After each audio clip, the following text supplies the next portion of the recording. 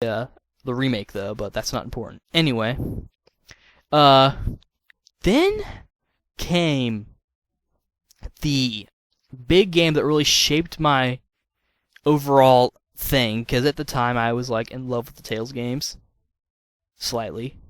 Uh, Came Tales of the Abyss, and I'm thinking, whoa! If things had, if everything had gone my way, Tales of the Abyss probably would have been my favorite Tales game.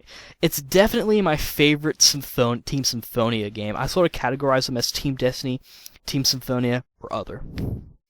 Other being games like Legendia, Libbidibidoo. I've been making that sound a lot. The Yibbidibidoo. I'm friggin' I'm Fred Flintstone. Anyway. And so, I was so excited for the game. I was like, oh, this game better come out in English. I really wanted this game to come out in English. I thought Luke was like the coolest character ever. I was like, wow, this guy is awesome. He looked like the kind of hero that the kind of protagonist that would be in like my dream anime or my dream JRPG. And keep in mind, this was before I knew he was a spoiled brat. Anyway, and so I loved the game so much that the day I heard that like a friend got it before me, I was like, emo. I don't know. I was sort of a bit of a idiot back then. I was sort of in my emo stage. But yeah, I kind of got over that, and whatever. Plus, she got the Japanese version. She's like hardcore. Of course, I have like every Tales game now, so I'm still winning.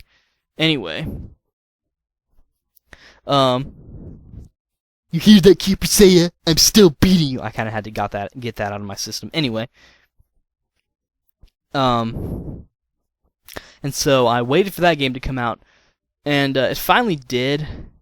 I think I might be kind of mixing up my times, but I think Tales of the Abyss came out, played that, and then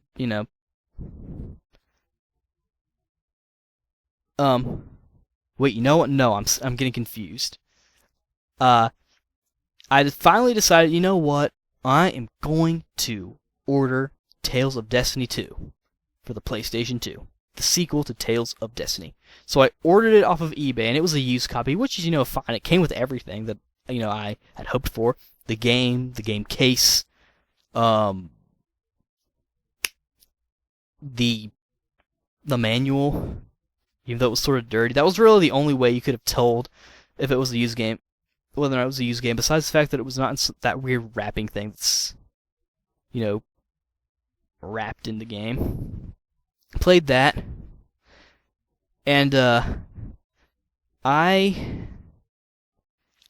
you know what? That game was, it was hard. You know what? I'm gonna make a claim and say it's harder than Demon's Souls. Yes, I said it. Tales of Destiny 2 is harder than Demon's Souls. I'm saying that right now. Thing about Demon's Souls, not to be off topic, but I'm just going to be off topic for a little bit. Demon's Souls sort of takes a little bit of a... Now I'm going to save that one for a different time, but I am making a claim that Tales of Destiny 2 is harder than Demon's Souls. I'm not saying Demon's Souls is not hard. It is hard, but Tales of Destiny 2 is harder. Mainly because it's such a magic-oriented game. Like, if you're a magic user, then you probably thought this game was a breeze. Or if you're the kind of person who spams in RPGs all the friggin' time, or who uses their strongest attack in like every battle, because you have like so much space to use it, or so much MP or whatever, then you probably thought this game was easy. But for a player like me, who's a melee fighter, and will use magic if my favorite character, or the character I'm using, can use magic. Like with friggin' Kratos, I use Judgment and whatnot, and with Leon, I use Demon's Lance.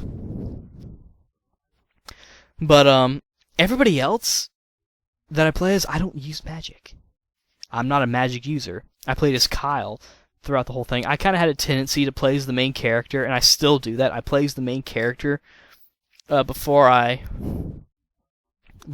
play as my favorite character, unless my favorite character is the main character that I'm sort of already set, which is normally the case. But anyway, I play as Kyle, and he was. Yeah, I tried to play the game. It was hard. I did finish it, but not until I got Tales of the Abyss when it came out. I played that. I enjoyed it. It was a little bit of a letdown that the skits weren't voiced. It almost felt, to be honest, it actually did feel like a PlayStation 2 Symphonia. Because, it was treated sort of the same way.